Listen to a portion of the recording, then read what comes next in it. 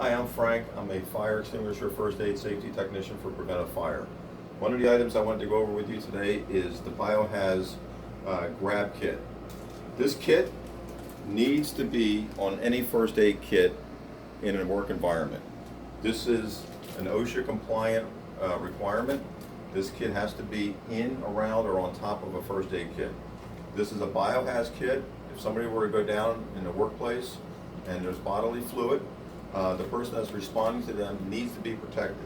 With this kit, you have gloves, masks, bags, cleanup rags, all the stuff to help protect the responder who's responding to the person that's down.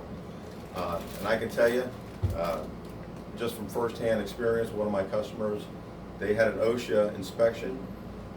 They were getting looked at thoroughly by OSHA. They went over to the first aid kit and they saw that this was on top of the kit, and if they wouldn't have had it on the kit, it would have been a $1,000 fine. More than half of the kits that we see on a day-to-day basis do not have this kit. It's a bio kit. It's $27.55. For more information on that, go to our website, preventivefire.com, or call me. Again, my name is Frank from Preventive Fire. My phone number is below.